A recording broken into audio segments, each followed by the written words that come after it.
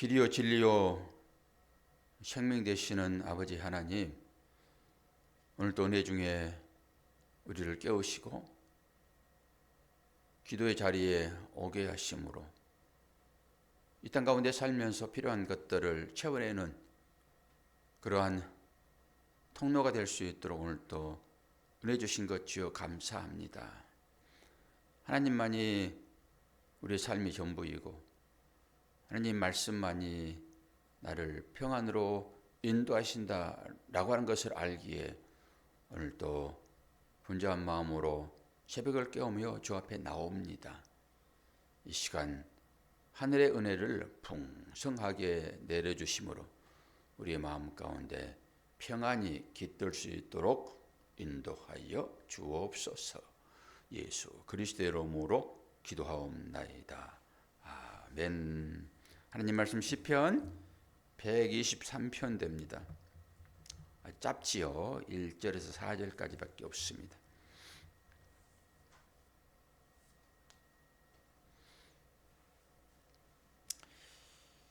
성전에 올라가는 노래. 하늘에 계신 주여, 내가 눈을 들어 주께 향하나이다. 상전에 손을 바라보는 종들의 눈같이, 여주인의 손을 바라보는 여종의 눈같이 우리의 눈이 여호와 우리 하나님을 바라보며 우리에게 은혜 베풀어 주시기를 기다리나이다. 여호와여, 우리에게 은혜를 베푸시고 또 은혜를 베푸소서. 심한 멸시가 우리에게 넘치나이다. 안일한 자의 조소와 교만한 자의 멸시가 우리 영혼에 넘치나이다. 아멘. 하나님의 은혜를 바라볼 수밖에 없는 그런 환경 가운데 시편의 기자가 놓여 있는 것 같습니다. 1절, 2절과 3절, 4절이 이제 구분이 되어지지요. 1절, 2절은 하나님을 향하여서 내가 눈을 들리라. 눈을 들리라. 눈을 들어 하늘 보라, 이런 찬양도 있잖아요. 우리는 우리의 시선이 어디에 주로 머뭅니까? 땅에 머물잖아요. 땅에. 태생적으로 그렇게 될 수밖에 없죠. 땅을 밟고 사는 사람들이 그 발길에 돌부리에 있는지 내지는 위험한 것이 있는지 땅을 바라볼 수밖에 없지요. 그래서 우리의 시선은 늘 아래를 향합니다. 근데 하나님 찾아오셔서 어떻게 말씀하시죠? 네 시선을 나를 향하여 두라. 이게 하늘이죠. 하나님이 계시는 곳을 하늘이라고 얘기를 하잖아요. 그런 시선이지요.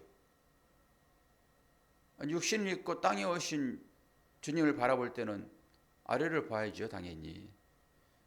그런데 그 주님이 우리의 모든 죄를 다 속량하시고 부활하셔서 하나님 우편에 계시잖아요.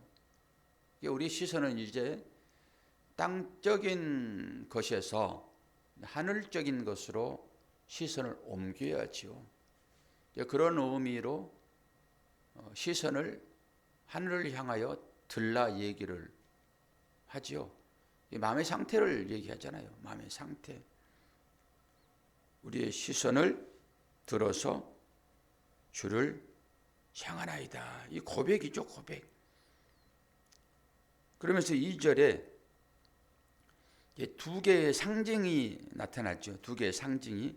어떤 상징일까요?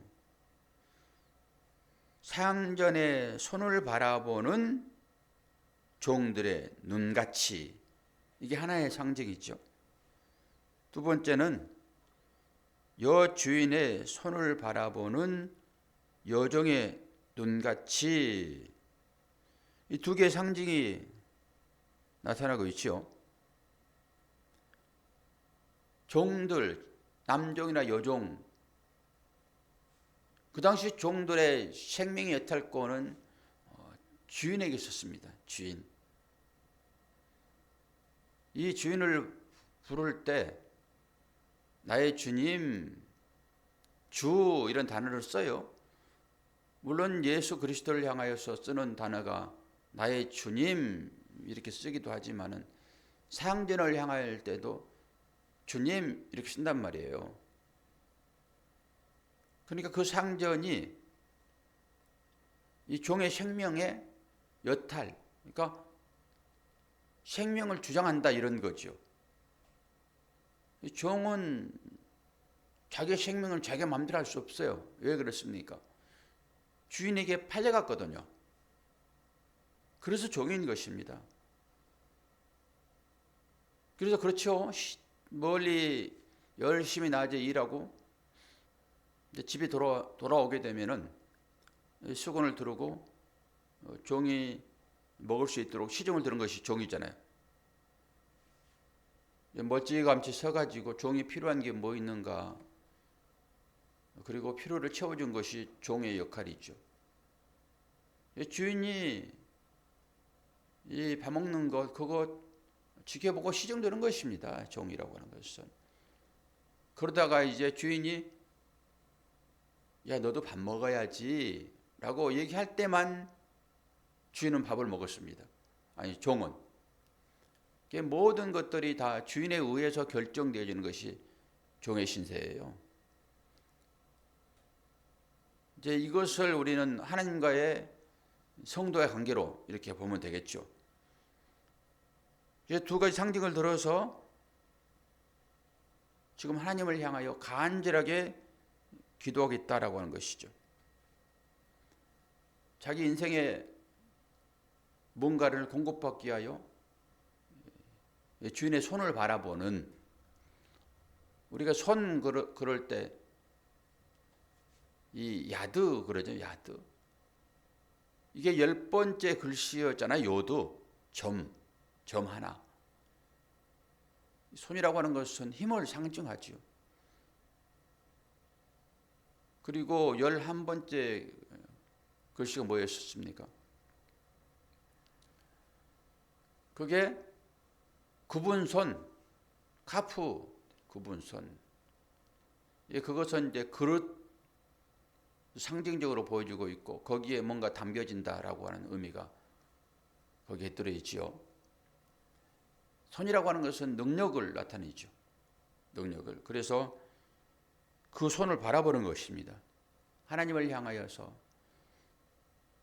남종이 상전을 바라보며 여종이 여주인의 손을 바라보는 것 같이 우리의 눈이 여호와 우리 하나님을 바라보며 우리에게 은혜 베풀어 주시기를 간절히 기다린다라고 하는 거예요. 기다린다. 이런 환경 가운데서 하나님을 향하여서 기도하는 것은 하나님 우리에게 은혜를 베풀어 주시옵소서. 은혜를 베풀어 주시옵소서.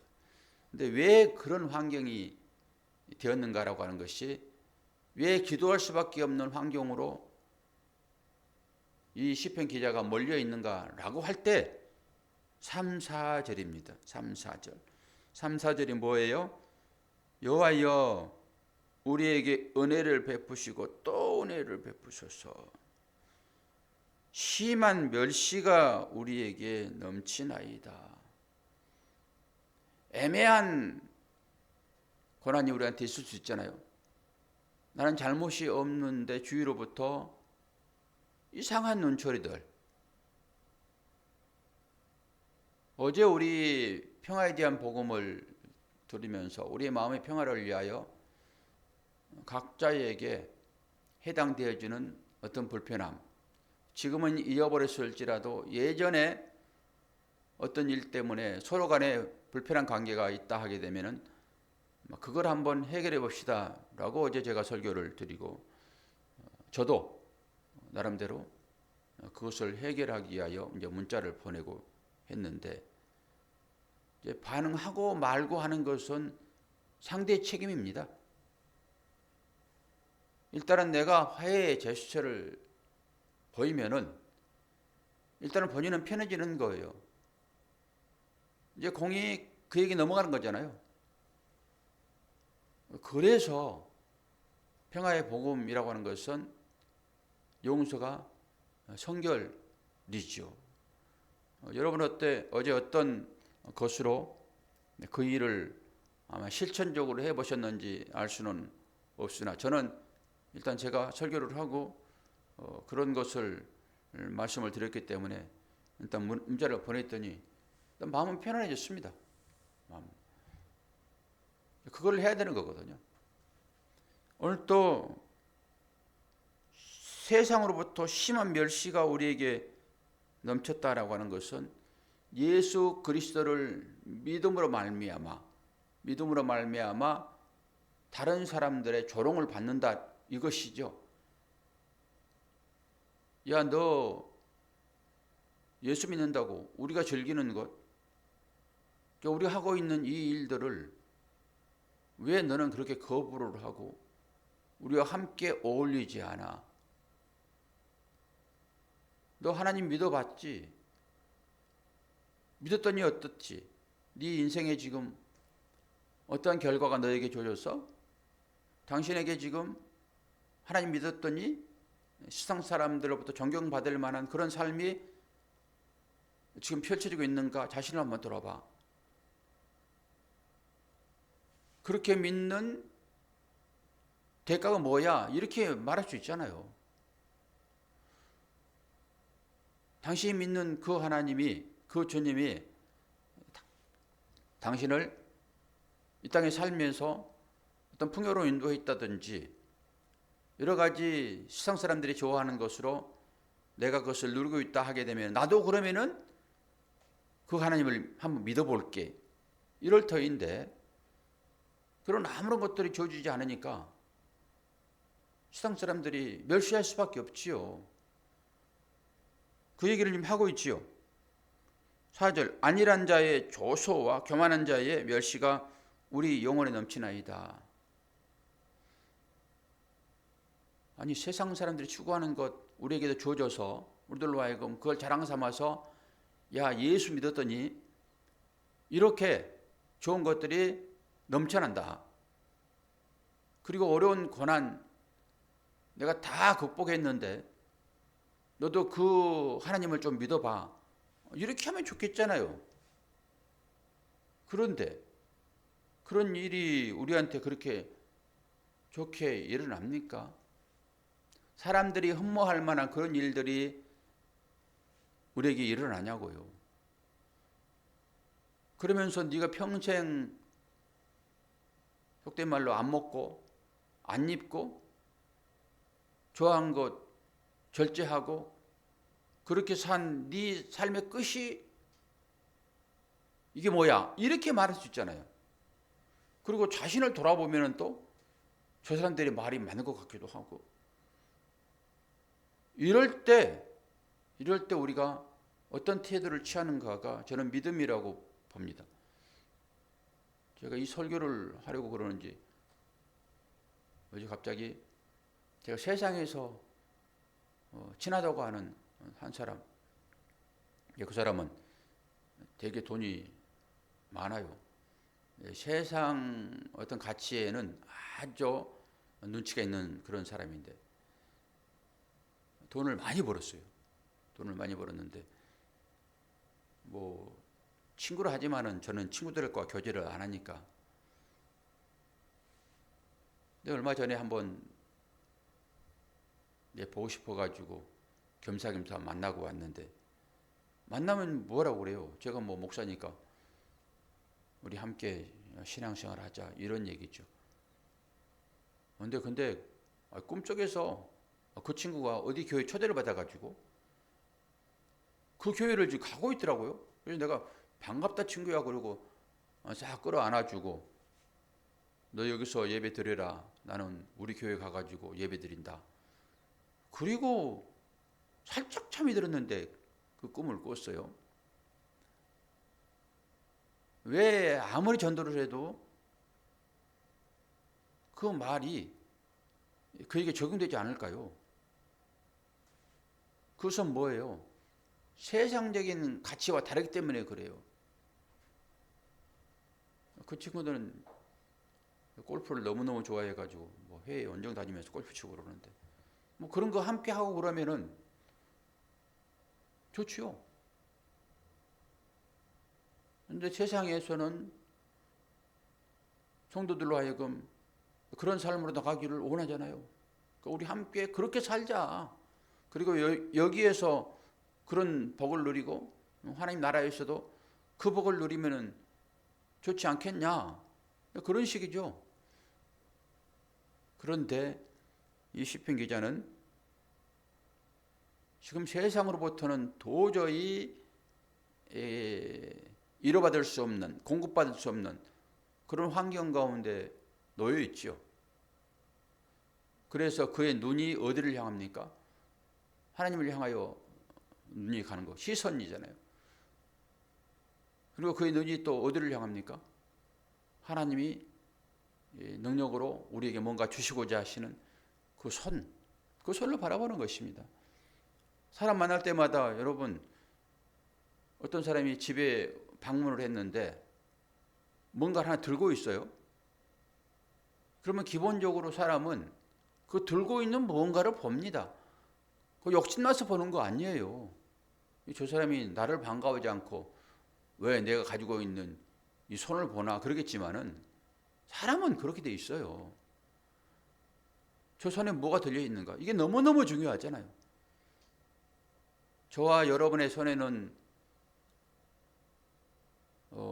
세상적인 어떤 권세, 권력 이것이 들려 있습니까?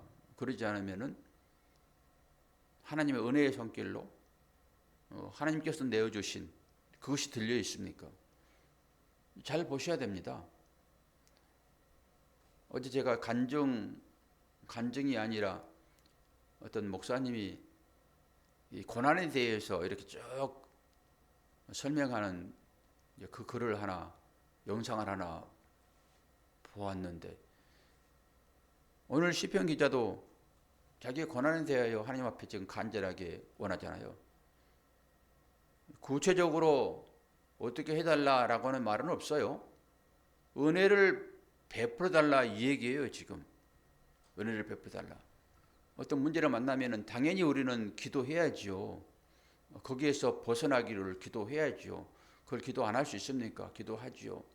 그러나 더 나아가서 그것이 왜 나에게 주어졌는지, 이 주어졌다라고 얘기를 하게 되면은 하나님께서 나에게 그걸 갖다 줬나? 이렇게 생각할 수도 있어요. 뭐 궁극적으로는 그렇죠. 모든 것들을 주장하시는 하나님이시잖아요. 그럼 우리의 삶 하나하나를 다 아시죠. 저는 둘째 아들에 대한 얘기를 자주 하지요. 둘째 아들. 어떤 분들은 그 자리에 들어가지 않는 것에 대한 감사합니다라고 얘기하신 분도 있지만은 그것은 아직 어린애 같은 그런 신앙을 갖는 사람이고요. 둘째 아들이 어디에서 회개가 나옵니까? 그 돼지우리에 들어갔을 때 회개가 나온다니까요. 저는 좀 심하게 하나님께서 그 돼지우리로 밀어넣었다라고 강하게 얘기를 하지만은 둘째 아들은 지가 거기에 들어가는 거예요. 지가 들어가서 하나님의 집을, 하나님의 나라를 보게 되죠. 하나님께서, 아버지께서 허용했다라고 하는 것입니다. 거기에 집어넣었다라고 하는 말도 되고 허용했다라고 하는 말도 됩니다. 자기가 그 길로 들어가서 아버지의 집의 풍요함을 깨달아 아는 거예요. 아버지는 다 안다니까요. 하나님은 다 알아요. 그러므로 그가 그곳에 들어갈 수 있도록 놔두는 것입니다. 왜요? 거기에서 아버지의 집의 풍요를 알았기 때문에 그래요. 오늘 시편 기자도 세상 사람들이 얼마나 이 사람을 멸시하고 조롱하냐고요. 뭐 잘못해서 그렇습니까? 뭔가 꼬투리 하나 잡히면은 그런 일을 당할 수 있어요. 뭘 이함이라고 생각하십니까? 오늘 말씀 보게 되면은 하나님의 은혜를 경험하라고, 하나님의 마음을 알라고. 제가 우리 성도들에게는 문자로 설명을 해드렸는데, 권사님도 이거 잘 들으세요.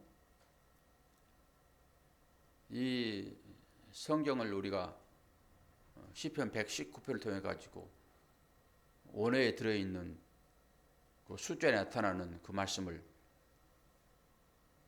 그냥 칠판에 써 있는 거 보고 배우는 것이 아니라 그냥 이 말로라 들었잖아요. 말로라도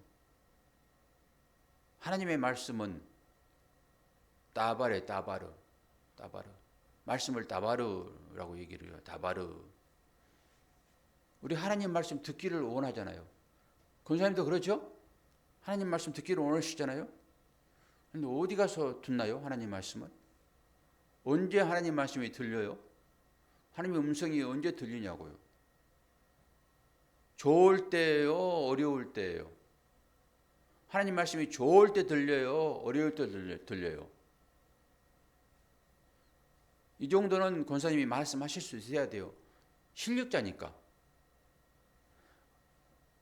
하나님 말씀은 기도할 때 들리잖아요. 기도할 때. 언제 기도합니까? 좋을 때 기도 심하게 깊이 기도해요. 어려울 때 깊이 기도해요. 어려울 때 깊이 기도하잖아요. 어려울 때.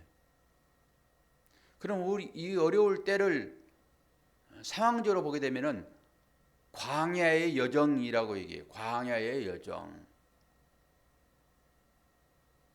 광야는 그냥 바람만 휑휑 불고 돌만 있고 짐승 소리 나고 그리고 내가 원하는 것 없는 곳이 광야예요. 그 광야는 오늘로 보게 되면은 다바르 앞에 우리가 배웠던 맴이라고 하는 그 물이라고 하는 뜻을 가진 맴 50 맴이 앞에 붙게 되면은 미드바르가 되는 거죠. 미드바르. 그러니까 다바르 앞에 맴이라고 하는 것이 장소로 주어지는데 그것이 쓰여지게 되면 미드바르 그래가지고 이것을 광야라고 얘기를 한다고요. 그러면 이게 무슨 말이겠어요? 이 단어 안에 다 들어있다고요. 말씀을 원하잖아요. 누구의 말씀입니까? 하나님의 소리요. 이게 복음이죠. 이게 하나님의 소리를 어디서 들을 수 있냐고요. 광야에 가야 들려요. 광야에 가야. 그래서 힘들고 어려운 것을 우리가 광야라고 얘기하는 것이고 광야가 주어지게 되면 오늘 시편의 123편이 딱 광야잖아요. 광야. 이 시편 기자에게 광야죠. 종이 간절한 마음으로 주인의 손을 바라보는 그리고 힘들고 어려운 가운데서 멸시 가운데서 이게 광야잖아요. 가운데서 은혜를 바라보는 이 시편 기자의 마음이 이거 어디에 들어있는 거예요 지금. 미드바르라고 하는 광야에 들어있다고요. 그러니까 이 광야는 하나님의 말씀을 듣는 장소를 광야라고 얘기를 해요. 하나님의 말씀이 들려지는 장소, 이것을 광야라고 얘기를 한다고요. 그러니까 이것을 인생으로 한번 접목을 해보게 되면은 오늘 딱 시편 123편입니다. 이게 뭐라고 얘기합니까? 안일한 자의 조소와 교만한 자의 멸시가 우리 영혼에 넘치나이다. 우리에게 은혜를 베푸소서. 하나님의 은혜가 주어질 때는 언제예요? 광야의 여정을 겪고 있을 때. 이스라엘 백성이 광야를 걸었잖아요. 그때 만나와 메추라기로 불기둥과 구름 기둥으로 그들을 인도하신 그 하나님의 은혜를 말하는 사람들은 광야에 살았던 사람들이에요. 광야에 살았던 사람들. 혹시 우리에게 어떤 광야가 주어졌습니까? 광야가 주어졌다라고 하게 되면은 그것은 하나님의 음성을 들으려고 하는 그걸로 하나님께서 주신 사인인데 그 사인을 알아듣지 못하면은 하나님의 음성은 들을 수 없습니다. 오늘 저와 여러분들에게 하나님의 음성을 듣도록 새벽을 깨우셨잖아요. 하나님의 음성을 들으시기를 바랍니다. 그것이 곧 우리에게 위로가 되어지고 그것만이 이 땅 가운데서 살 수 있는 유일한 방법이에요.